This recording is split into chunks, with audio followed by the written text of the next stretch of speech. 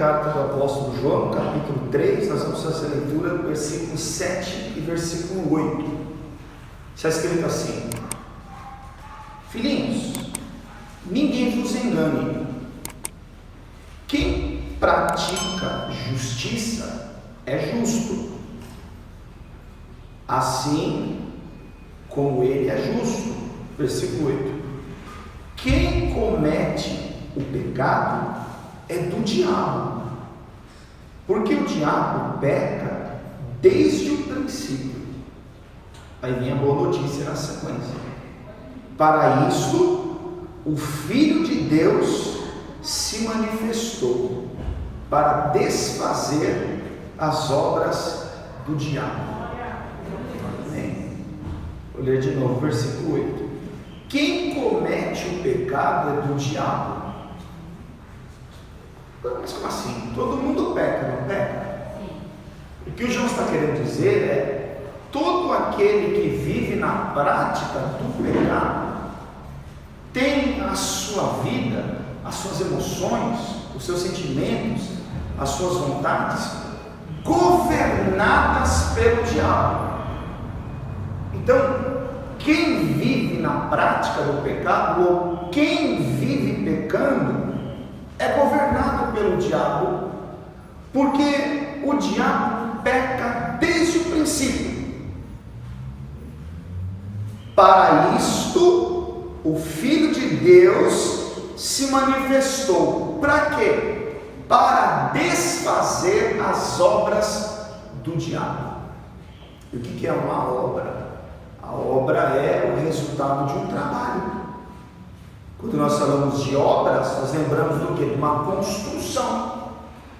Então, o Filho de Deus, Jesus Cristo, se manifestou para destruir tudo aquilo que o diabo construiu na vida do homem. É isso que João está querendo ensinar. O Filho de Deus se manifestou para desfazer o que o diabo fez, para desconstruir as obras do diabo, o que o diabo construiu. Curva sua cabeça, feche seus olhos, por favor.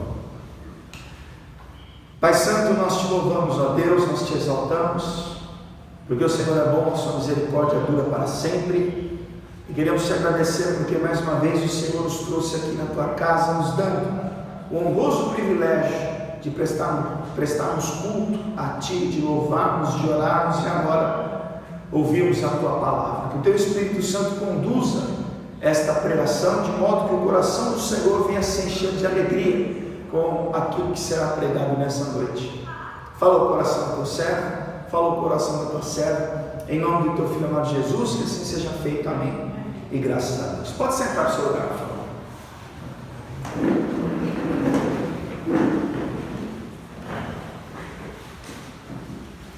O livro da criação nos revela que no sexto dia, depois que Deus havia feito a terra que era sem forma e vazia se tornar um lindo lugar, depois que com o poder da sua palavra as coisas foram sendo formadas, no sexto dia Deus vai fazer a sua principal criação, que é o homem. E depois de ter feito o homem, viu que a sua obra era muito boa. Deus vai dar ao homem o dever de cuidar daquilo que estava ao seu redor, de nomear os animais, e Deus havia deixado uma única restrição, um único mandamento. Em Gênesis 2,16 ele diz que o homem poderia comer de todas as árvores que estavam no jardim, porém da árvore da ciência do bem e do mal eles não poderiam comer, porque se um dia assim fizessem, certamente eles iriam morrer. E o tentador, o diabo, o inimigo das nossas almas, aquele que vem senão a roubar, matar, destruir, aquele que se opõe às obras de Deus, aquele que combate aquilo que Deus constrói, aquele que luta para prejudicar as obras do Criador, então na personificação daquela serpente, ele começa a dialogar com a mulher no jardim, no Éden, e ele vai despertar nela o desejo de transgredir aquele mandamento. Aquele diálogo, aquela conversa vai instigar a mulher, vai colocar nela o desejo de comer do fruto da árvore da ciência do bem e do mal que Deus havia proibido. Como você conhece, a mulher, ela come daquele fruto, dá ao seu marido, ele comeu com ela, e então o pecado entra ao mundo. Eles transgrediram o mandamento, eles vão ser expulsos do paraíso, e quando isso acontece, toda a humanidade vai sofrer as consequências daquele erro, porque o homem deixou de ser perfeito, o homem ele vai perder os atributos de Deus, o homem vai se tornar um ser maligno, maldoso, mal intencionado, o homem ele vai se tornar uma criatura escrava das suas próprias vontades. Paulo diz em Romanos 6,16 que aquilo que nos vence exerce um domínio sobre nós.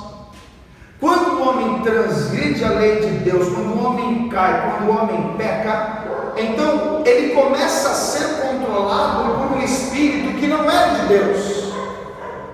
O homem ele perdeu o controle dos seus sentimentos, das suas emoções. Ele perdeu o controle das suas vontades, e aquilo que até então ele controlava passou a exercer domínio sobre ele. E o diabo trabalha exatamente assim, querendo exercer sobre a vida do homem um governo, querendo exercer sobre a vida do homem uma soberania. O diabo quer controlar as emoções, para que nisso ele oprima a criação de Deus. Ele quer controlar os desejos, para que através disso ele estimule o homem a ser escravo das suas próprias paixões, para deixar o homem dependente, para deixar com que o homem não consiga exercer um governo sobre si. Ele quer controlar os sentimentos do homem, para que o homem sinta ódio, rancor, raiva e sentimentos do tipo. E quando nós olhamos para a própria palavra, o João ele escreve no capítulo 5, versículo número 18, que o mundo todo está no maligno.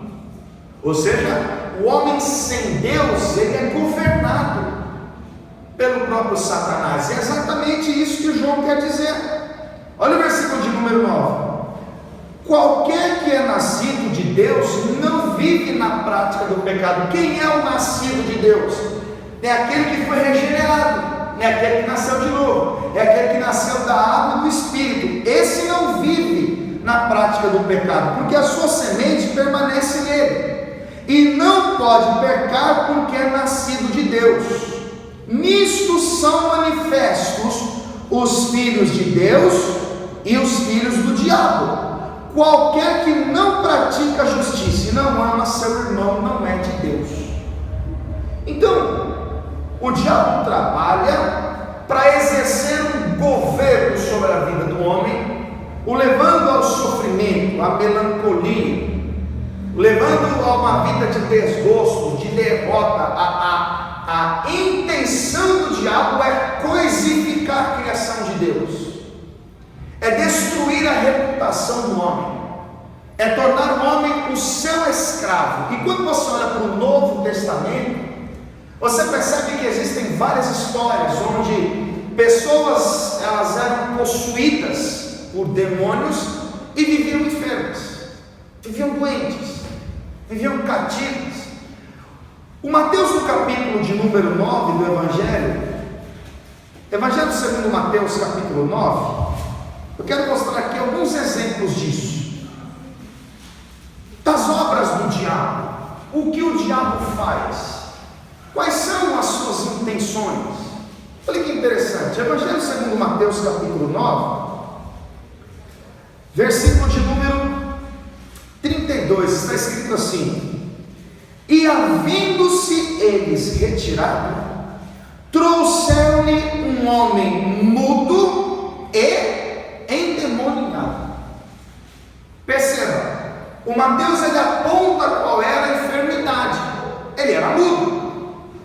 falava, não conseguia se comunicar com palavras. E o Mateus diz que ele era endemoniado. Então entenda, a origem daquela deficiência, a origem daquilo que oprimia aquele homem, era no mundo espiritual. Tanto que se você observar a sequência do texto, no versículo 33, está escrito assim: e expulso o demônio, falou o mudo. Então, para recuperar ou passar a falar, ele não vai fazer um tratamento no fonoaudiólogo, né? Ele não vai fazer um tratamento para recuperar a fala, um treinamento. Por quê? Porque o que o impedia de ter uma vida normal, o que o impedia de se comunicar, o que não deixava com que aquele homem falasse, era a atuação de um demônio. Quando Jesus repreendeu, quando Jesus desfez aquela obra, quando Jesus expulsou aquele espírito imundo, imediatamente ele começou a falar. Então perceba, a intenção do diabo é justamente causar prejuízos ao homem. O mesmo diabo, o mesmo adversário, lá em Marcos, capítulo de número 5, ele vai com uma legião de demônios, ele vai oprimir um homem no território dos Gadarenos. E aquele homem era um homem que a sua aparência amedrontava as pessoas. O texto diz que ele vivia nos sepulcros, ele se feria com pedras, ele não andava vestido, e ele ficava clamando pelos sepulcros, aterrorizando as pessoas que passavam por perto. As pessoas tentavam amarrá-lo com cadeias, com grilhões, mas aquela possessão maligna era algo tão violento que ele despedaçava as cadeias e os grilhões. Avance, Evangelho segundo Marcos capítulo 5. Eu quero ler isso com você. Marcos capítulo 5, versículo de número 1. Observe a obra do diabo. O que o diabo faz com o homem? Quais são as suas intenções na humanidade?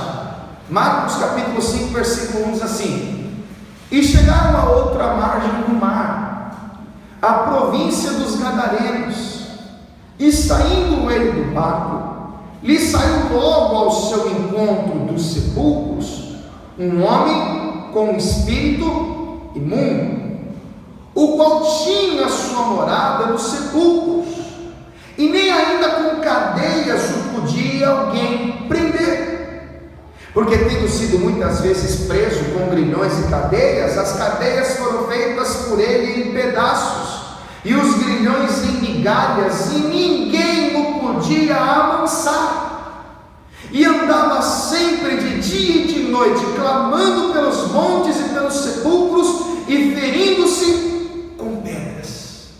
Então o Marcos, ele registra as principais características daquele homem, conhecido por sua violência.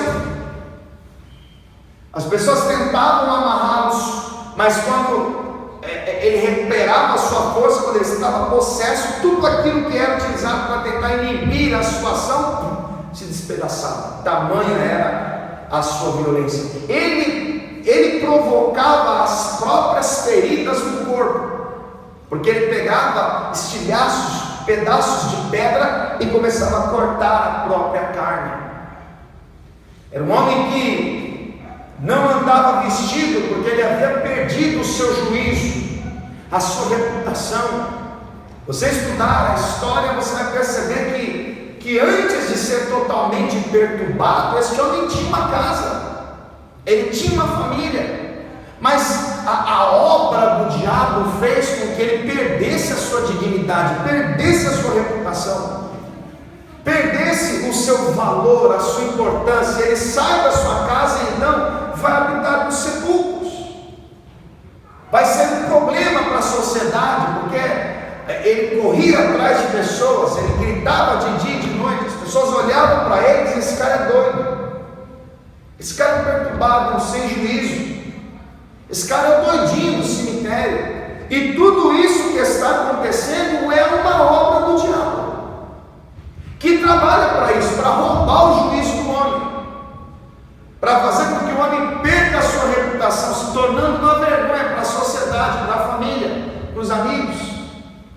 O diabo trabalha justamente para que a pessoa seja vista como alguém que ofereça risco à integridade dos outros. Tudo isso era uma obra do diabo. Se você observar o versículo de número 9, Jesus vai perguntar para eles: qual é o seu nome? E ele lhe respondeu dizendo: Legião é meu nome, porque somos muitos.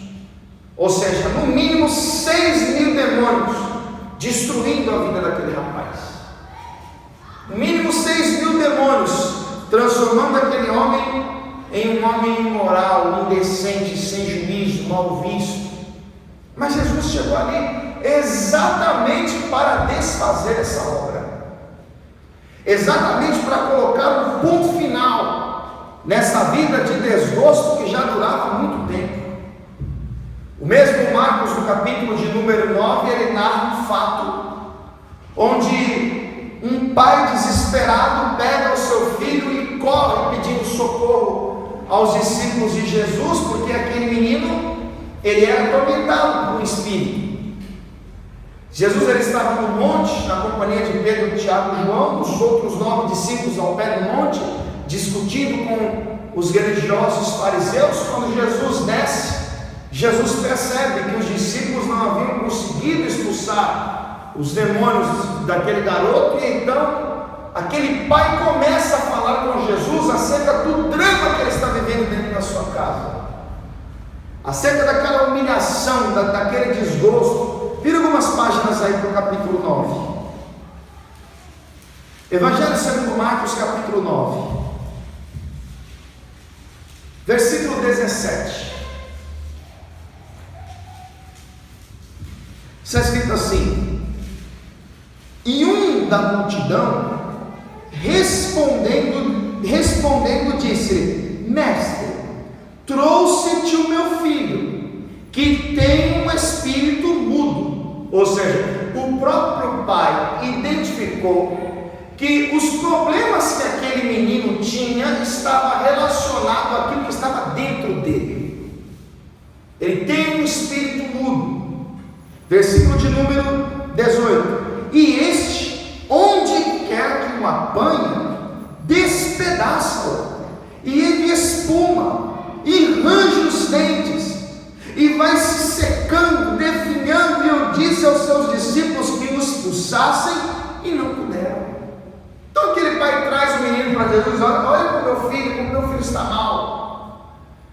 Meu filho, ele cai, ele começa a se debater no chão, ele começa a espumar pela boca, ele está definhando, está secando. Aí, versículo de número 20, está escrito assim: e trouxeram-lhe, e quando ele ouviu, logo o espírito o agitou com violência, e caindo endemoniado por terra, revolvia-se espumando, e perguntou ao pai dele: quanto tempo há que lhe sucede isso? E ele disse-lhe: desde a infância. Desde a infância esse menino é assim. Desde a infância esse espírito faz com que ele caia, olhe pelo chão e fique espumando pela boca. Desde a infância eu percebo que meu filho não é normal. Ele cresce, mas ele não tem músculos no corpo, ele é fraco, ele é raquítico, ele está definhando.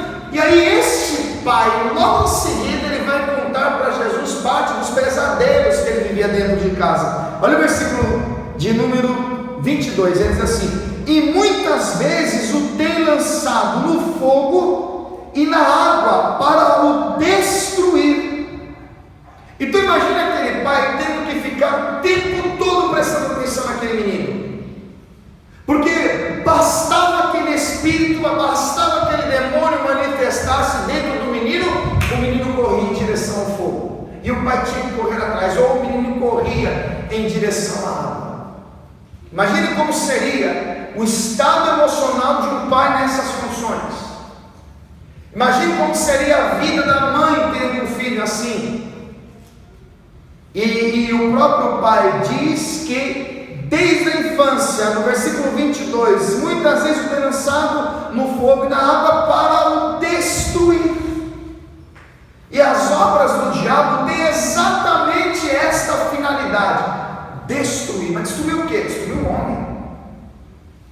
as famílias, destruir as reputações, destruir aquilo que Deus construiu, destruir aquilo que Deus fez. Entenda, Deus fez o homem e viu que era muito bom. E o diabo trabalha exatamente para combater aquilo que Deus faz. Então, Jesus está diante de um pai desesperado, diante de um pai aflito. Eu mostrei para você 3 situações, mas eu poderia mostrar também Mateus 15, quando aquela mulher cananeia clama pela misericórdia de Jesus, porque a sua filha estava miseravelmente endemoniada. E tantas outras obras que a palavra de Deus registra, que o diabo faz na intenção de roubar, de matar e destruir. Agora, entenda uma coisa importante. Você já ouviu várias vezes, em várias pregações, as pessoas condicionando o agir de Deus com a fé das pessoas. Por exemplo, Hebreus 11:6 diz que sem fé é impossível agradar a Deus. Por quê? Porque é necessário que aqueles que se aproximam de Deus creiam que Ele existe e é recompensador daqueles que buscam. Ou seja, para que haja manifestação de Deus em meu favor, para que eu experimente da sua graça, da sua bondade, da sua misericórdia, é necessário crer. Eu preciso acreditar. A salvação é pela graça mediante a fé. Então Deus age em meu favor quando eu tenho fé. Em várias ocasiões Jesus perguntava: você crê? Você observar o versículo de número 23, está escrito assim: Jesus disse: se tu podes crer, tudo é possível ao que crer. E por que eu estou dizendo isso a você? Por que eu estou falando para você que para atrairmos a manifestação do poder de Deus em nosso favor, nós precisamos crer? Porque o diabo, ele age diferente. E para ele agir, para ele ter portas abertas, para ele encontrar a brecha, a oportunidade, a via de acesso, é muito melhor que a pessoa não creia, que a pessoa duvide, que ela entenda que aquela ruína, aquela miséria, aquela opressão, aquele domínio, aquele pecado, aquela fissura é coisa do acaso. E a maior, a principal obra de Satanás, que o leva ao ter êxito na sua missão de roubar, matar e destruir, a sua principal obra é justamente a incredulidade do coração humano. Ele trabalha para que você não acredita. Ele trabalha para que você fique pensando: isso é bobagem. A Bíblia foi escrita pelo homem. É interessante que quando Paulo escreve em 2 Coríntios capítulo 4, vá comigo até lá. Segunda carta de Paulo aos Coríntios capítulo 4. Olha o que Paulo vai escrever. 2 Coríntios capítulo 4. Presta atenção nisso.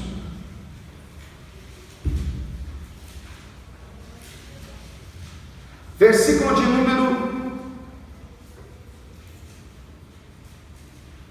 Vamos ler o versículo 2. Está escrito assim, ó: antes, rejeitamos as coisas que por vergonha se ocultam, não andando com astúcia, nem falsificando a palavra de Deus. E assim, nos recomendamos a consciência de todo homem na presença de Deus pela manifestação da verdade. O que Paulo está dizendo? Nós recomendamos a consciência do homem diante de Deus pela manifestação da verdade. Como assim? O que é a verdade? Jesus diz em João 14,6: eu sou o caminho, a verdade e a vida. João 17,17, ele orava dizendo: Pai, santifica-os na verdade, a tua palavra é a verdade. Paulo está querendo dizer que ele recomenda a consciência do homem pela manifestação da verdade. Como assim? O salário do pecado é a morte. O pecado causa separação entre o homem e Deus. O homem nasceu debaixo de uma condenação. Ele nasceu governado pelas trevas. O homem sem Deus, ele anda a passos largos para o prejuízo eterno.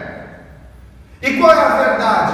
A verdade é que Deus amou o mundo de tal maneira que deu seu Filho unigênito, para que todo aquele que nele crer não pereça, mas tenha a vida eterna.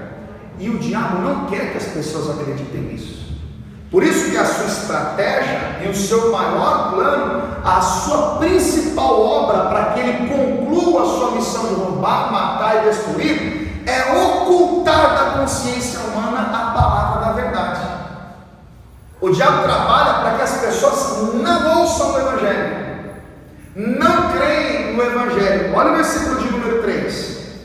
Mas, se ainda o nosso Evangelho está encoberto, para os que se perdem está encoberto, nos quais o Deus, e observe, Deus com letra minúscula não é o Todo-Poderoso, nos quais o Deus deste século cegou os entendimentos dos incrédulos, para que não lhes resplandeça a luz do Evangelho da glória de Cristo, que é a imagem de Deus.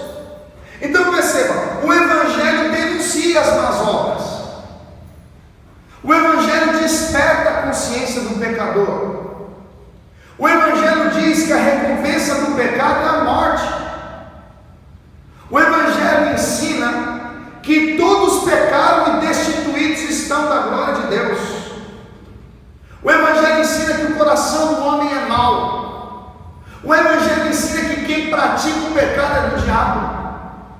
O Evangelho ensina que o diabo anda em derredor, bramando como leão, buscando a quem possa tragar. O Evangelho ensina que o diabo é mentiroso e pai da mentira. O Evangelho ensina que todos os homens, pelas suas obras, estão condenados diante de Deus. Mas o Evangelho ensina o plano de Deus para a redenção da humanidade. João capítulo 1, versículo 1: no princípio era o Verbo estava com Deus. O Verbo era Deus, todas as coisas foram feitas por Ele, e sem Ele, nada do que foi feito se fez. Nele estava a vida, e a vida era a luz de todos os homens. Jesus diz em João 8,12: eu sou a luz do mundo, quem me segue não andará em trevas, mas terá a luz da vida. 1 João capítulo 1, versículo 5, ele escreveu: esta é a mensagem que dele ouvimos e vos anunciamos, que Deus é luz e não há nele trevas nenhuma. O Salmo 119, versículo 105 está escrito assim: lâmpada para os meus pés é a tua palavra e luz para o meu caminho. O Salmo 119, verso 130 diz: a exposição das tuas palavras dá luz e entendimento aos simples. Agora, por que serve a luz? Para tornar as coisas claras. Para que serve a luz? Para iluminar o nosso caminho, para nos mostrar a direção, para nos guiar em concordância com a vontade de Deus. Jesus vai dizer em João 8,32: conhecereis a verdade e a verdade vos libertará. E o que o diabo faz? Trabalha para que essa verdade seja oculta. Efésios 4, versículo 17, Paulo diz: eu digo isso, eu dou testemunho no Senhor, para que não andeis mais como andam também os outros gentios, nas trevas do seu entendimento, entenebrecidos no entendimento, separados da vida de Deus pela ignorância que há neles, pela dureza do seu coração. Então quer dizer que a maior estratégia do diabo é cegar o homem, é endurecer o coração do homem. Você chega para a pessoa e fala assim: vamos na igreja, eu não quero saber de igreja, porque Deus está no meu coração, Deus é o sol. Pastor, é tudo ladrão, não quero saber de igreja não, e o diabo está batendo palma. É isso aí, porque a pessoa diz não para a verdade. E entenda, tenho dito isso e torno a dizer: a maior estratégia do diabo para manipular o homem, para prender o homem, é exatamente essa: é ocultar o ensino. é encobrir o Evangelho, é não permitir que a verdade chegue ao conhecimento humano. Porque Oséias capítulo 4, versículo 6 diz: o meu povo perece porque falta conhecimento. Provérbios 19:2 diz que a alma ficar sem conhecimento não é bom. E a manipulação acontece exatamente ao povo que não tem entendimento. Olha para o Brasil. O Brasil ficou 13 anos sendo governado por um partido que não investia em educação. E quando não há educação, não há entendimento, é mais fácil manipular. Então a estratégia do diabo é qual? Manter o povo na cegueira. É não permitir que a luz do Evangelho resplandeça. É não permitir que o homem conheça a verdade. É por isso que Paulo está dizendo aqui, mas se ainda o nosso Evangelho está encoberto, para os que se perdem está encoberto, nos quais o Deus deste século cegou os entendimentos dos incrédulos, para que não lhes resplandeça a luz do Evangelho da glória de Cristo, que é a imagem de Deus. Ou seja, se a luz não resplandece, se o Evangelho continua encoberto, então o diabo continua fazendo o que ele quer. Porque entenda, a libertação é um processo. A libertação não acontece da noite para o dia. A libertação não vem com frases de efeito. A libertação acontece quando a consciência do pecador, ela recebe a luz do Evangelho.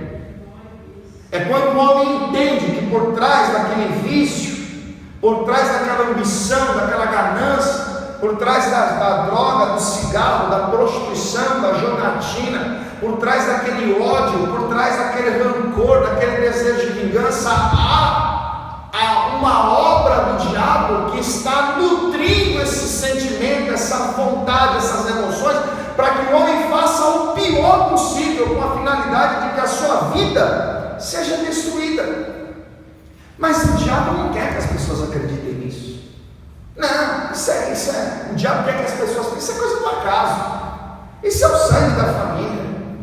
Isso é uma coisa que aconteceu, quando na verdade o diabo está trabalhando para roubar, matar e destruir. Por isso que Jesus Cristo se manifestou para desfazer as obras do diabo. E você precisa entender que, sendo ele luz, se manifestando como uma palavra da verdade, como a própria sabedoria, você pode observar que em boa parte dos casos em que Jesus libertava alguém, ou operava um milagre, ou operava um sinal, antes disso, ele tinha um hábito de ensinar. E o que é ensinar? É transmitir conhecimento.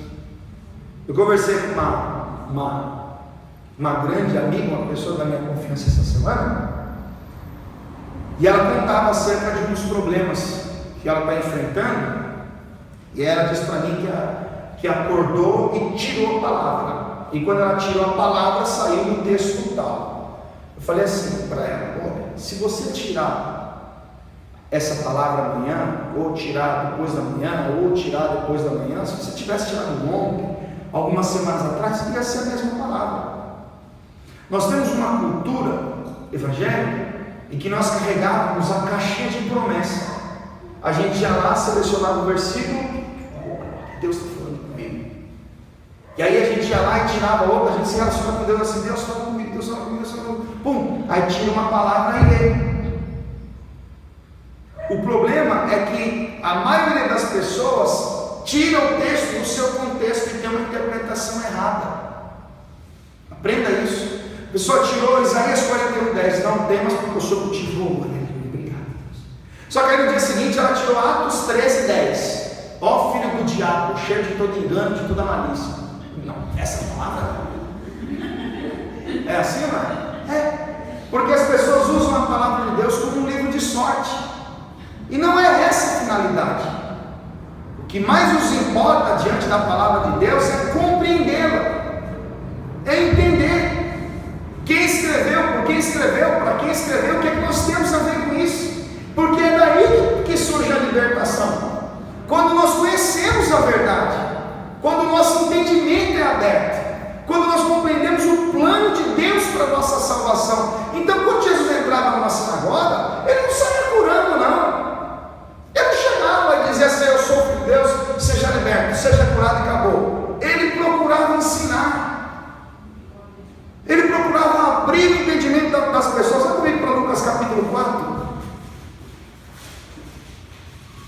Uma vez que você aprende o Evangelho, você nunca mais vai ser manipulado por ninguém.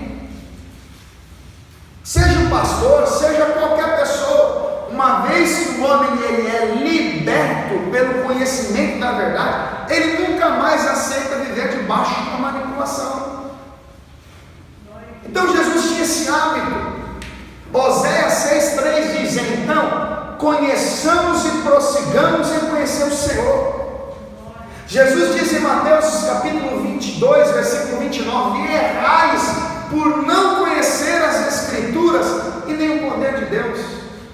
A gente lê matéria no jornal, a gente lê um post no Facebook, no WhatsApp, a gente lê um monte de matéria, mas nós não temos interesse em conhecer a palavra de Deus. E Jesus investia tempo nisso. Lucas capítulo de número 4, versículo de número 14, está escrito assim: então, pela virtude do Espírito, voltou Jesus para a Galiléia, e a sua fama correu por todas as terras em redor. E ensinava nas suas sinagogas, e por todos era louvado. Ele ensinava. Ele poderia dizer assim: o negócio é o seguinte, eu sou Deus, eu sou o Messias, eu vou provar isso para vocês. Ô cego, veja. Aí viu? Está vendo? Ele poderia chegar no leproso e falar assim: eu vou provar para vocês que eu sou filho de Deus. O leproso, seja limpo. Ele poderia operar o sinal que ele quisesse, porque dele saía a virtude que curava a todos. Mas ele se dedicava a ensinar. E ensinava. Capítulo de número 4, versículo de número 31 de Lucas. Está escrito assim: e desceu a Cafarnaum, cidade da Galiléia, e os ensinava nos sábados, e admiravam-se da sua doutrina, porque a sua palavra era com autoridade. Por que Jesus se ensinava? Porque o conhecimento da verdade liberta. Por que Jesus ensinava? Porque o diabo trabalha para que as pessoas sejam cegas espiritualmente. O diabo trabalha para que o Evangelho esteja encoberto. Aí você tem a obrigação de considerar o cenário da igreja atual. Porque a pessoa entra na igreja e vê gente dançando, vê gente pulando, vê gente cantando, vê teatro, vê show, vê tudo. Mas a grande maioria das igrejas não tem ensinamento. Então as pessoas ouvem todo mundo falando, todo mundo pega o microfone, todo mundo canta, todo mundo dá testemunho, todo mundo roda, todo mundo pula, mas ninguém conhece o Evangelho, e é isso que o diabo quer. Esse é o cenário ideal para ele. Porque enquanto a pessoa ela vai todos os dias na igreja e pula, canta, roda, dança e faz teatro, faz um monte de coisa, as pessoas não conhecem o Evangelho. E qual é o resultado disso? Uma fé superficial. Cristãos não convertidos, cristãos não regenerados, uma fé sem fundamento, uma fé que não está edificada sobre a rocha. Então, enquanto o diabo está tentando e rolando na casa, na família, em tudo que a pessoa tem, ela acha que está sendo provada por Deus, ela acha até que está bem com Deus, quando na verdade o diabo está nadando de braçada na sua ignorância, no seu analfabetismo bíblico. Ele trabalha para que o Evangelho seja encoberto. Você quer que eu seja bem claro? Você veio do culto e eu sou o pastor. E aí, quando chega o momento da pregação, quando a verdade deveria ser pregada, quando eu deveria perturbar a sua consciência com a exposição da Escritura, eu estou aqui, você vai vencer, você vai ter vitória, a vitória já é sua, olha para o senhor, não me diga, vai dar tudo certo, a vitória já é sua, e você está por baixo hoje, amanhã você vai estar por cima, eu vejo você com a chave na mão, e Deus está me mostrando um carro na sua frente, e Deus está me mostrando que você vai ser exaltado, e vai ter o melhor salário da empresa, então acabou o culto, vai todo mundo embora, ignorante, sem entendimento, sem preparo para lidar com as questões da vida, já fica assim, até então. Porque a verdade não confronta a consciência pecaminosa do homem. Então Jesus entrava na sinagoga, ele procurava ensinar, manifestar a verdade, conscientizar o homem. Vá comigo aqui para Lucas capítulo de número 13. Vou te mostrar mais uma obra. Evangelho segundo Lucas, capítulo 13. Jesus ele chega num dia de sábado na sinagoga e como de costume ele vai ensinar. E nesse dia, entre os seus ouvintes, estava uma mulher que há 18 anos andava encurvada. Ela tinha uma deficiência física, uma curvatura na sua coluna. Era uma mulher oprimida e que tinha uma vida difícil. Vamos ao texto, Lucas capítulo 13, versículo 10. Presta atenção nisso aqui. E ensinava no sábado numa das sinagogas. E eis que estava ali uma mulher que tinha um espírito de enfermidade. Havia já 18 anos. O Lucas era médico. E ele identifica que aquela curvatura na coluna era resultado de uma obra do diabo, porque ela tinha um espírito de enfermidade. Ou seja, a origem não foi uma doença osteomuscular relacionada ao trabalho, não foi um acidente que aconteceu, a origem não foi um mau jeito, não, era no mundo espiritual, um espírito de enfermidade. Aí veja, e andava curvada, e não podia de modo algum endireitar-se. Era como se houvesse um fardo pesado que inclinava a sua coluna. Era como se tivesse um jugo sobre ela, como algo que a impedisse de andar direito, como algo que impedisse ela de andar em retidão.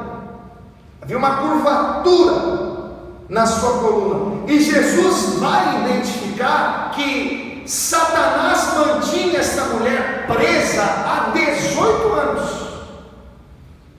E o interessante é que onde ela estava? No templo, prestando culto a Deus. Ela estava lá.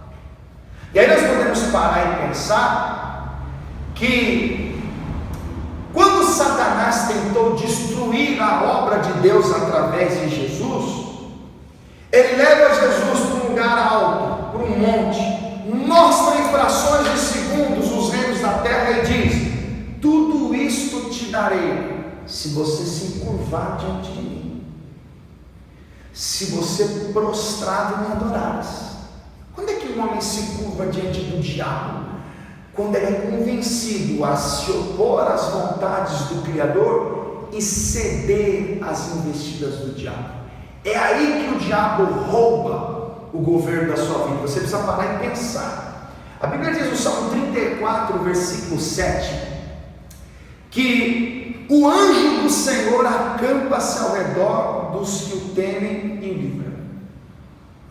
O anjo do Senhor está acampado ao redor daquele que é temente a Deus. Então entenda, ao redor do temente tem um anjo que está guardando. Mas o Pedro diz na sua primeira carta, capítulo 5, versículo 8: sede sóbrios, vigiai, porque o diabo, vosso adversário, anda em derredor, bramando como leão, buscando a quem possa tragar. Então, ao meu redor existe um anjo que está me protegendo, porém ao derredor Satanás está me observando, está me estudando, procurando saber quais são as minhas áreas mais vulneráveis, quais são as minhas fraquezas, quais são as minhas recaídas. Por quê? Porque vai ser nessa área que ele vai combater, é nessa área que ele vai investir a sua obra. Agora entenda, entre mim e o diabo, meu adversário, tem um anjo que está ali para me proteger. E a única maneira que o diabo tem de ter sucesso na investida contra mim é se eu ceder às suas vontades.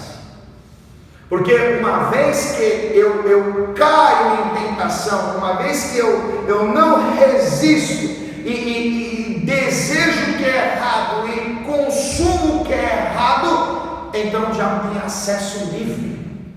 É exatamente aí que ele oprime. É exatamente aí que ele coloca um fardo pesado sobre o homem. É exatamente aí que ele começa a escravizá-lo nas suas vontades, nos seus desejos, no seu coração. É aí que ele oprime o homem, que deixa o homem como se de fato ele estivesse curvado. Deixa essa página aqui marcada. Vá comigo para o Salmo de número 44. Salmo 44. Veja que coisa interessante. Versículo 23. Salmo 44, versículo 23. Está escrito assim: desperta, por que dormes, Senhor? Acorda, não nos rejeites para sempre, porque escondes a face e te esqueces da nossa miséria e da nossa opressão. Porque entenda, aquele que está oprimido, ele sempre transfere a responsabilidade dos seus fracassos a Deus, mesmo tendo feito escolhas erradas, mesmo não tendo aproveitado as oportunidades que Deus deu, mesmo dizendo não para todos os convites que Deus o fez, o convidando, o chamando para a graça. Perceba, este salmo é um salmo de alguém que está oprimido, está dizendo: Senhor, você não está vendo? Desperta, o Senhor está dormindo? Não nos rejeite para sempre, porque escondes a face e te esqueces da nossa miséria e da nossa opressão. Versículo 25: pois a nossa alma está abatida ao pó, o nosso corpo curvado até o chão. A nossa alma está abatida ao pó, o nosso corpo curvado até o chão. Parece que é um jugo nas nossas costas, parece que é um fardo pesado sobre nós. A nossa alma não tem sossego, nosso coração não tem paz, a nossa vida não tem ânimo. Há um cansaço absoluto, um desgosto pela vida, e é essa opressão resultante no pecado que é o investimento da obra de Satanás. É colocar o homem debaixo do seu pé. Observe, volta aqui para o Salmo 38, volte algumas páginas aí, Salmo 38, versículo 1. Salmo 38, verso 1 diz assim: ó Senhor, não me repreendas na tua ira, nem me castigues no teu furor, porque as tuas flechas se cravaram em mim, e a tua mão sobre mim desceu. Por que a tua mão sobre mim desceu? Porque eu pequei. Por que o Senhor está irado? Porque eu pequei. Por que o Senhor está enfurecido? Porque eu pequei. Versículo de número 3: não há coisas sãs na minha carne, a minha carne está enferma, a minha carne está doente. Por quê? Porque eu desejo o pecado, porque eu quero o que é mal, porque o meu corpo cobiça as coisas que alimentam essa natureza. Por causa da tua cólera, nem há paz em meus ossos, por causa do meu pecado. Pois já as minhas iniquidades ultrapassam a minha cabeça. Olha só, como carga pesada são demais para as minhas forças. Ou seja, o meu pecado, os meus desejos pecaminosos, a dureza do meu coração é são para mim como uma carga pesada, como algo que me oprime, como algo que me deixa debaixo de um jugo. Pergunta para o fumante se ele tem vontade de parar. A maioria deles vão dizer que sim. E por que não para? Porque não consegue. Pergunta para a pessoa que está ligada intimamente a uma pessoa, ciente de que aquilo é ilícito, ciente de que aquilo é errado. Boa parte delas vão dizer: eu tento parar, mas eu não consigo. O cara sabe que aquela vida no boteco, no bar, nas barras, nas festas, vai destruir a sua vida, vai destruir seu casamento, vai destruir sua família.